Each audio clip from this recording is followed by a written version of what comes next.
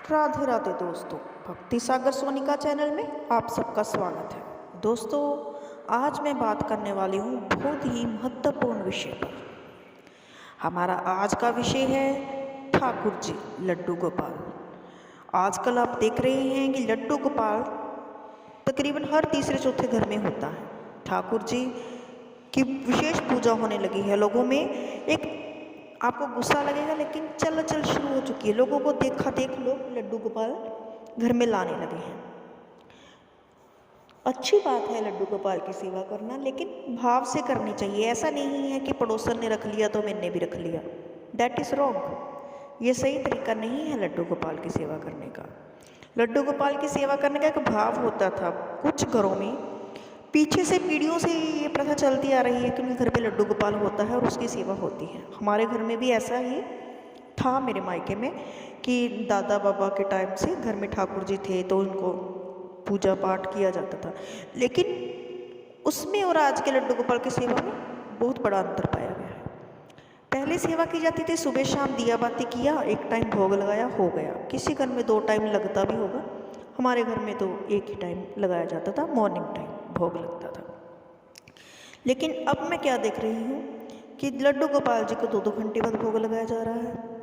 कोई चिप्स खिला रहा है, कोई कुरकुरे खिला रहा है, कोई कोल्ड ड्रिंक पिला रहा है, उसे टोकरी में उठाकर कोई इधर घूम रहा है, कोई उधर घूम रहा है। हमारी माताएं बहनें उनको मॉल लेकर जा रही हैं, सुपरमार्केट जा रही हैं, बाज़ार में चाट पकौड़ी खा रही हैं। बेचारे लड्डू गोपाल जी साइड में धरे हैं और आप रेस्टोरेंट में खाना खा रहे हैं, और तो शादियों में भी।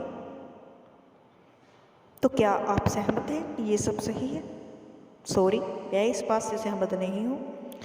कथाओं में सुना गया है कि भगवान श्री कृष्ण को बाल रूप में पूजो, जिनके संतान नहीं है वो उन्हें संतान रूप में घर में रखें। अच्छी बात है, लाड लड़ाई अच्छी बात है, लेकिन इस बात को कभी मत भूलिए कि वो एक भगवान है, वो एक परमेश्वर है। हम उनको ऐसे अनादर कर रहे हैं जैसे ऐसे समझ लो जैसे कोई बारबी डॉल उठा के घूम रही हूँ, कोई खिलौना उठा के घूम रही हूँ। वो खिलौना नहीं है। उनसे भाव रखिए, पिता का, भाई का, बच्चे का, अच्छी बात है, दोस्त का, अच्छी बात है, लेकिन इस बात को भी साथ में याद रखिए कि वो एक परमात्मा है, एक भगवान है, उसकी पूजा की जाती है। उसको ऐसे टोकरी में उठाकर मत घूमिए। अब आप लोग कहेंगे कुछ कथाओं में ऐसा कहा जाता है कि इनको भाव से रखो, इनकी सेवा करो, जहाँ जाओ इनको साथ लेकर जाओ। उस बात को आप समझें कि क्यों लेके जाएं साथ में। आप 10, 15, 20 दिन के लिए घर से बाहर जा रहे हैं, लड्डू गोपाल जी पर मिट्टी चढ़ी हुई है, इसलिए आपको ऐसा बोला गया है, तो मैं तो कहूँगी मत लेके जाइए। तो इसी से संबंधित आपको एक कथा, एक सच्ची घटना आज मैं आपको सुनाने जा रही हूँ, जो ज़्यादा पुरानी नहीं है। 29-30 अप्रैल की, मतलब आज से 4-5 दिन पहले की ही सत्य घटना है। सहमत हो तो कमेंट बॉक्स में ज़रूर लिखिए, अगर नहीं हो तो भी लिखना प्लीज़ कि मैं गलत हूँ। मेरी फ्रेंड है अंजू। पीछे थोड़े दिन पहले मैंने उसके साथ व्लॉग डाला था कि उनके घर पे कीर्तन था, और मैं भी उनके बहुत आग्रह पर अपने लड्डू गोपाल जी को साथ ले गई थी। अदरवाइज़ मैं नहीं लेके जाती हूँ, लेकिन उनके घर पर मैं ले गई थी लड्डू गोपाल को। तो वहाँ सबके लड्डू गोपाल आए हुए थे, तो मेरी फ्रेंड अंजू का लड्डू गोपाल भी आया हुआ था। ठीक है, हो गया। लेकिन ठीक उसके 24 से 48 घंटे बाद मुझे अंजू का अचानक से फ़ोन आता है कि उसके लड्डू गोपाल के साथ एक घटना घट गई। घटना नहीं, मैं तो दुर्घटना ही कहूँगी, और आपको भी बताती हूँ क्या हुआ। देखा देखी क्या है, अभी तो गर्मी का मौसम है, अभी भी लोगों का यही ट्रेंड होगा, और सर्दी में तो बहुत ही है भैया।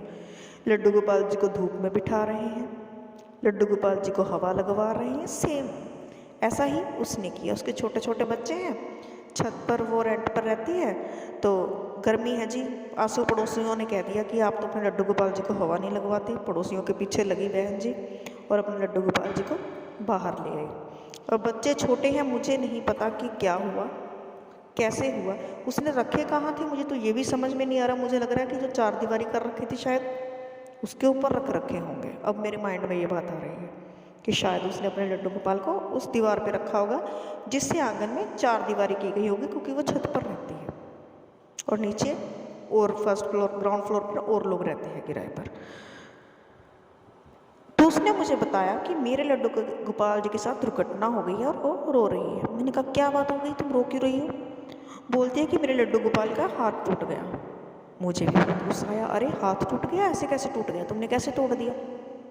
क्योंकि वो लड्डू गोपाल बाई चांस मैंने ही उसको उसकी मैरिज के बाद गिफ्ट किए थे, आज से 10-11 साल पहले उसको गिफ्ट में दिए थे मैंने ही।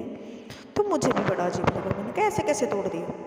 कह रही कुछ नहीं, अब मैं क्या करूँ? मैंने कहा करना क्या भैया, उसका तो एक ही हल है, वो हाथ कहाँ गिरा है उसको ढूंढो और जाकर टांका लगवाओ, अब और तो कोई हल नहीं है, उसको टूटा थोड़ी ना। कह रही वो तो मिलेगा नहीं। क्यों नहीं मिलेगा? तुम्हारे कमरे में ही होगा, यहाँ पे तुम रहते हो उसी रूम में होगा जहाँ पर लड्डू गोपाल रखे हैं। फिर वो आगे बोलती है, अरे नहीं लड्डू गोपाल जी मेरे रूम में नहीं गिरे थे, नीचे आंगन में गिरे, ऊपर से छत से आंगन में गिर गए। ऐसे कैसे गिर गए आंगन में? तू करने क्या गई थी? मैंने कहा उसको लड्डू गोपाल को बाहर लेके। कुछ नहीं बोली, आस पड़ोस वाले कहते थे लड्डू गोपाल को हवा लगवानी चाहिए, तो मैं भी अपने लड्डू गोपाल को शाम को बाहर लेके बैठ गई। अरे ये क्या बात हो गई? लोगों ने कह दिया और तुमने मान लिया? क्यों लेकर बैठे आप बाहर? और बैठे भी कैसे? मुझे तो अब तक नहीं समझ में आया कि लड्डू गोपाल जी कहाँ बिठाए थे उसने जो दीवार क्रॉस करके नीचे गिरे फ्लोर पे।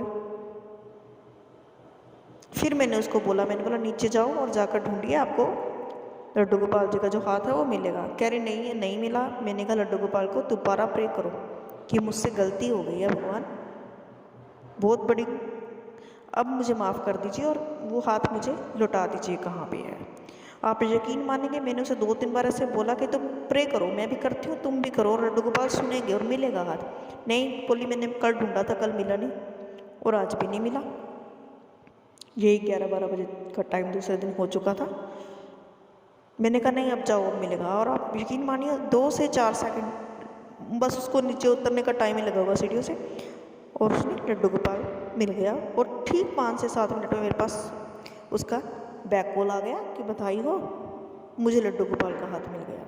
मैंने कहा बहन जी मिल गया, खुशी की बात है, अब चाहिए जाकर इसको किसी स्टोर, किसी दुकान वाले से पूछिए कहाँ से इसको टांका लगेगा, टांका लगवाइए, स्नान कराइए पंचामृत से और भोग लगवाइए और हाथ जोड़िए, और आज के बाद तौबा कीजिए कि कभी भी इसको ऐसे बाहर नहीं निकालेंगे। अरे भगवान है जी, इसे ऐसे टोकरी में घुमाते फिरेंगे? गलत बात है ये। देखिए घटना है, किसी के साथ भी हो सकती है, और ये घटना रास्ते में भी हो सकती थी। मान लीजिए रास्ते में हमारे साथ दुर्घटना हो गई, हमारे लड्डू गोपाल वहाँ सड़क पर गिर जाते, तो कचरा भी है, नाली भी है, पैरों में आते, कितनी गलत बात है। कभी किसी और धर्म में से देखा है कि अपने भगवान को ऐसे उठाते फिरते हैं लोग? ये हमारे सनातन धर्म में ही नए नए काम, उल्टे उल्टे सीधे काम शुरू हो जाते हैं, इसीलिए हमारा धर्म पीछे है, इसीलिए लोग इसका मजाक उड़ाते हैं। क्यों? क्योंकि हम मजाक बना रहे हैं। तो मेरा आपसे फिर एक बार निवेदन है कि अपने भगवान का, अपने धर्म का मजाक मत बनाइए। इस तरह से लड्डू गोपाल को लेकर घर घर मत भटकिए, उसको अपने घर पे ही रहने दीजिए। उनके साथ लाड़ लड़ाइए, पूजा कीजिए, कीर्तन कीजिए, जो मर्जी कीजिए, लेकिन घर घर मत घुमाइए ऐसे। भगवान भी कहता होगा कहाँ के इनके हाथों में आ गए, हमें कैसे घुमा रहे हैं मुझको। अब आप देखिए, अगर उसका हाथ नहीं मिलता तो मुझे इतना दुख था, उसको भी दुख था। उसके बाद आगे सुनिए क्या हुआ। अभी 29-30 अप्रैल की ये बात है और कल 4 तारीख थी। कल मेरे पास उसका वापस कॉल आया। मैंने कहा हाँ टांका लग गया, पूजा पाठ हो रही है? हाँ जी हो रही है। अब क्या हो गया? कह रही अब लोग बोल रहे हैं ये तो खंडित हो गया है, इसको मंदिर में रखाओ, नहीं तो इसको हमारे यहाँ पर नदी है, नहर बोलते हैं क्योंकि हम पंजाब से, आपको पता है, तो वहाँ पे पानी में बहाओ, चलते पानी में। मैंने कहा तेरा दिमाग खराब हो गया, लोगों के पीछे क्यों लगना। एक बात आप लोग बताइए, हमारे घर पे अगर किसी बच्चे का या किसी इंसान का कोई हाथ पैर कट जाए, भगवान ना करे, तो क्या हम उसको बाहर छोड़ आते हैं? एक पल के लिए तो आप बोल रहे हो लड्डू गोपाल हमने बच्चे के भाव से रखा है, इसको अकेले नहीं छोड़ना है, इसको धूप भी चाहिए, इसको छाएँ भी चाहिए। दूसरी तरफ अब उसके चोट लगी है तो भैया अब इसको मंदिर में छोड़ा हुआ, अभी अपने काम का नहीं रहा है, खंडित हो गया है, अब इसको पानी में बहा दो, अब इसकी ज़रूरत नहीं है। क्यों? अब बच्चे वाला भाव कहाँ गया? अब लोगों की वो भावना कहाँ गई कि ये घर का एक मेंबर है? अब वो खंडित हो गया तो वो घर का मेंबर नहीं रहा। सॉरी, मैं इस बात से सहमत नहीं हूँ, और मैंने उसको भी कहा, उसके मन में भी ये बात थी कि नहीं मैं ऐसे नहीं छोड़ूंगी। मैंने उसको समझाया भी, मैंने कहा मंदिर में जाने से क्या वो उसकी जो खंडित हुआ था वो ठीक हो जाएगा, या वहाँ वाले पंडित जी ज़्यादा सेवा करेंगे? एंड सेकंड पॉइंट, आप बोल रहे हो कि पानी में बहाए हो, फिर क्या होगा? हमारे यहाँ पर जो सरहंद नहर है बठिंडा में, वहाँ मैंने देखा बहुत मूर्तियाँ बहाते हैं, हमने भी बहाए होंगे, मतलब ये जोत बत्ती लोग बहाते हैं। अब तो बहुत सुधार हो रहा है, हमारा भी नहीं करते हम ऐसे का। तो वहाँ पे बहा, मैंने कहा तू बहा देगी नहर, 1-2 दिन में वो पानी बंद करेंगे, नहर की सफाई करेंगे, वहाँ से तुम्हारे लड्डू गोपाल को उठाएंगे, या तो साइड पे गिरे पाएंगे लोगों के पैरों में, या फिर उसको कबाड़ में बेच देंगे। कहाँ गई पूजा, कहाँ गई भक्ति, कहाँ गई हमारी श्रद्धा? उसको अपने घर पर ही रखो, पंखा लगवा लिया है ठीक है, अब आगे से ध्यान रखो कि ऐसी गड़बड़ दोबारा ना हो, और अपने घर पर ही पूजा करो। ये कोई तरीका नहीं हुआ कि हम पहले तो हम ही गलती करें कि उसके कोई हाथ टूट गया या पाँव टूट गया, फिर उसको खंडित हो गया जब इसको मंदिर में छोड़ो। बेचारे पंडित जी भी कितने खंडित संभाल लेंगे। और ये भी कोई तरीका नहीं है कि नदी में बहाओ, कोई बहुत ही मुश्किल वाली बात होती तो शायद, लेकिन मैं तो यही कहूँगी ऐसा मेरी लाइफ में तो दोबारा कभी ऐसा पार्ट ना आए कि मुझसे कोई कहे कि मैं इसको नदी में बहाने जा रहा हूँ। उस दिन से मुझे अपने लड्डू गोपाल का डर लगने लग गया कि हे भगवान कुछ ऊंच नीच ना ही हो। तो मैं आपसे भी अनुरोध करूँगी कि आप भी प्लीज़ जो मेरी ये बात सुन रहे हैं, अगर मुझसे सहमत हैं तो अपने लड्डू गोपाल को इस तरह से घर घर टोकरियों में ना घुमाएं। वो भगवान है, वो जगत पिता है। अपने धर्म का मजाक मत बनाइए। आप उन्हें अच्छी ड्रेस पहनाना चाहते हैं, खुशी से पहनाइए। 56 भोग लगाना चाहते हैं, खुशी से लगवाइए, लेकिन प्लीज़ ऐसी टोकरियों में मत घुमाइए। उसी चारपाई पर हम बैठे हैं, उसी पर हमारा लड्डू है, ये तो यहीं पर बैठेगा। 10 जगह हम हाथ लगाते हैं, 10 लोगों से हम मिलते हैं। मंदिर में तो इतने नियम हैं हमारे कि हम बिना नहाए जाते नहीं हैं, और रास्ते में 10 लोगों से मिलते हैं। गलत है, इसलिए लोग हमारा मजाक उड़ाते हैं। फिर हम कहते हैं हमारा धर्म तो पीछे है। जी पीछे क्यों है?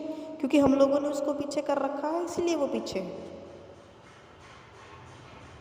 एक बात, एक पर्सन कोई ऐसा बताए कमेंट करके जो कह दे कि हाँ बाकी किसी भी धर्म में आपने देखा हो कि अपने भगवान को कोई ऐसे लेके घूम रहा हो। हमारे सनातनी थोड़े ऐसे हो रहे हैं कि हाँ लेके घूमो, इधर उधर घुमाते फिरो टोकरी में। गलत बात है। उसकी एक ज़रा सी अंजू की एक ज़रा सी गलती की लोगों के पीछे लग गई। हाँ जी लड्डू गोपाल को हवा लगवानी है। बता 10-11 साल हो गए तूने अब तक तो लड्डू गोपाल को कभी हवा नहीं लगवाई। अब हवा लगवाने लगी थी मैडम बाहर निकाल के, और हवा भी कैसे लगवाई कि वो छत पे से पलट गई। अब कुछ लोग कहेंगे जी बाल रूप है, लड्डू गोपाल नटखट ने शरारत कर दी, मान लिया, लेकिन मन कितना दुखता है। अरे अपने बच्चे के भी चोट लगे तो मन दुखता है, ठाकुर जी के लगे तो भी मन दुखता है। तो प्लीज़ ये स्टोरी आपको सुनाने का एक ही मकसद था कि कृपया ऐसी कोई भी गलती ना करें जिससे आपको लगे कि कोई दुर्घटना घट सकती है। उसके साथ तो घटी, ठाकुर जी कृपा करें उसके घर में सुख शांति बनाई रखें, ताकि उसके मन से ये वहम निकल जाए कि मैंने खंडित मूर्ति रख रखी है। नहीं, धन्यवाद। भक्ति सागर सोनी का साथ बने रहें। और भी मेरे पास कुछ हैं ऐसी सच्ची घटनाएं जो आपके साथ धीरे धीरे शेयर करूंगी मैं। तो आज के लिए इतना ही, धन्यवाद। यदि आपने सब्सक्राइब नहीं किया तो सब्सक्राइब ज़रूर कीजिए, क्योंकि आगे मैं आपके लिए शिव पुराण, भागवत पुराण, श्रीमद् भागवत पुराण, श्री रामायण कथा, बहुत सारी कथाएँ लेके आ रही, श्रीमद् देवी भागवत एक्सप्लेन में लेके आऊँगी। क्योंकि मैं आपने बताया कि मैं कोई बाबा नहीं हूँ, आप में से ही एक हूँ, इसलिए एक्सप्लेन में लेके आऊँगी कि उसमें है क्या, आपको पता लगे। अब तक आपने वही सुना है जो कथाओं में सुनाया जाता है, लेकिन उसके अंदर एक्चुअल में क्या लिखा है वो शायद बहुत कम लोग आपको सुना पाते हैं। तो मेरी इच्छा है कि मैं आपको वो सुनाऊँ जो उसके अंदर है, एक एक शब्द, ताकि जब आप वो पेज पलटे तो आप बोले हाँ हमने ये सुनी थी बात, तो उसने बोली थी। ऐसा नहीं है कि आप कहें अरे उसने तो ऐसा बोला नहीं, है ना। तो आप मेरे साथ बने रहिए ताकि मैं आपको अच्छी अच्छी कथाएं सुनाऊं। कुछ दिन पहले मैंने हनुमान चालीसा अर्थ साहित्य भी डाला था। यदि आपको अच्छा लगे तो कमेंट बॉक्स में जय श्री राम लिखे और उसको भी ज़रूर सुनिए कि आखिर में वो क्या क्या रहा है। क्योंकि कुछ लोग हैं जो दोहे नहीं पढ़ पाते हैं, उसको सुनने के बाद उसका निचोड़ 2-4 मिनट का होगा कि उसमें तुलसीदास जी ने भगवान श्री राम हनुमान जी के लिए क्या बोल रहा है, तो आप उतनी लाइनें रोज़ वैसे व्यक्त कर दें। मैं भी कोशिश करूँगी कि वो 13 मिनट की वीडियो है, आपको 4 मिनट में उसको और समरी में समझा कर डाल सकूँ। ऐसे ही आपके लिए सुंदरकांड लेके आऊँगी, उसकी भी व्याख्या पूरी लेके आऊँगी स्टोरी, और उसको भी शॉर्ट में डालने की कोशिश करूँगी। धन्यवाद।